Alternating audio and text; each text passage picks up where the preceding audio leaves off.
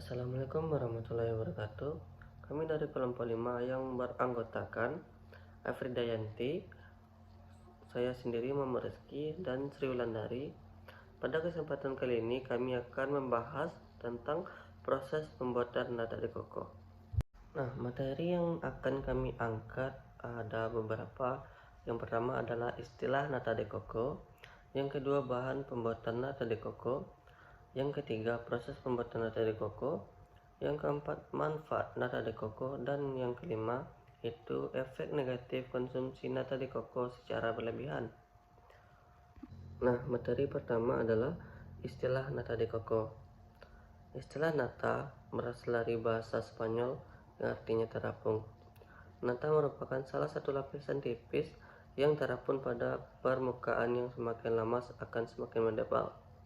Nah, yang kedua, nata de coco menurut Halal MUI. Nata de coco mirip dengan kolang-kaling. Biasanya nata de coco digunakan sebagai makanan penutup. Makanan ini juga dapat digunakan sebagai manisan, pengisi es krim, yogurt, jelly, dan agar-agar. Biasanya warna putih hingga bening karena terbuat dari fermentasi air kelapa. Nah, selanjutnya bahan pembuatan nata de coco. Ada 5 bahan utama dalam pembuatan nata de coco. Yang pertama ada buah kelapa atau air kelapa murni sebanyak 1 liter. Yang kedua bakteri starter Acetobacter psyllinum. Yang ketiga gula 100 gram. Yang keempat ada asam cuka, dan yang terakhir ada urea 1 gram. Baik, selanjutnya proses pembuatan nata de coco. Yang pertama, kupas sabut kelapa, buang batoknya, kemudian belah menjadi 2 bagian dan ambil airnya. Kemudian rebus air kelapa dan dalam panci selama 3 menit. Tuangkan gula pasir ke dalam air kelapa yang mendidih. Setelah mendidih, matikan kompor dan biarkan air kelapa menjadi dingin.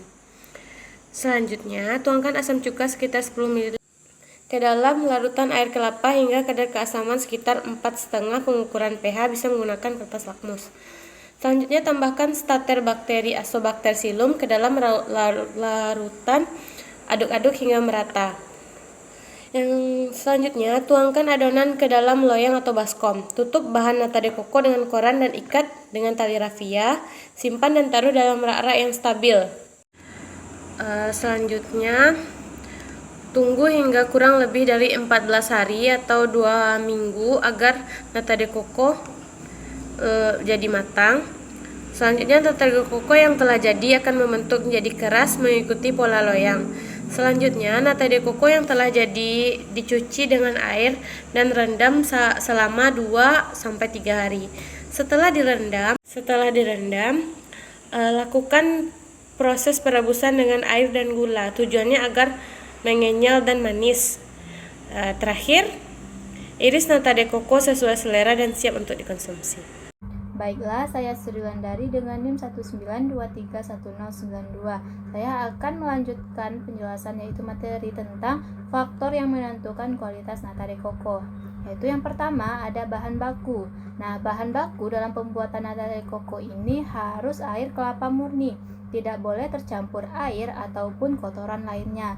Nah, yang kedua ada sumber karbon, di mana sumber karbon yaitu gula dalam pembuatan nata de coco berfungsi sebagai sumber karbon atau energi. Semua jenis gula yang digunakan sebagai sumber karbon, baik itu glukosa, sukrosa maupun maltosa.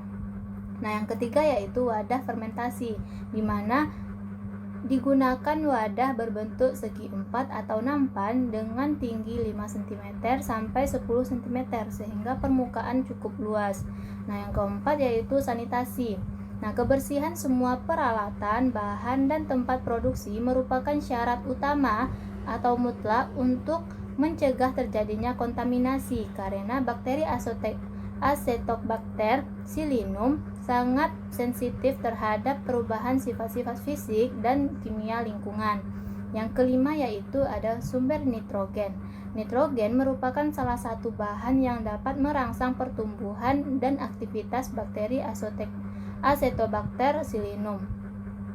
Selanjutnya yaitu adapun manfaat dari nata de coco, yaitu nata de coco merupakan makanan kesehatan yang kaya serat tetapi rendah kalori. Nata de coco mengandung air sekitar 98%, sedangkan lemak itu ada sekitar 0,2%, kalsium 0,012%, fosfor 0,002%, dan vitamin B3 yaitu sebesar 0,0017%.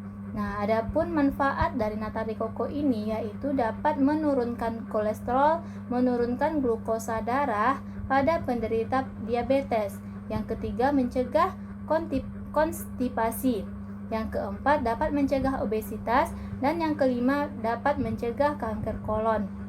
Nah, selain manfaat, pada penggunaan atau mengonsumsi nata de coco secara berlebihan itu juga dapat berdampak negatif pada tubuh kita, yaitu nata de coco akan berdampak negatif apabila dicampur dengan sirup gula atau pemanis secara berlebihan. Salah satunya adalah dapat meningkatkan risiko diabetes. Baiklah, sekian presentasi dari kelompok kami. Sekian, terima kasih. Assalamualaikum warahmatullahi wabarakatuh.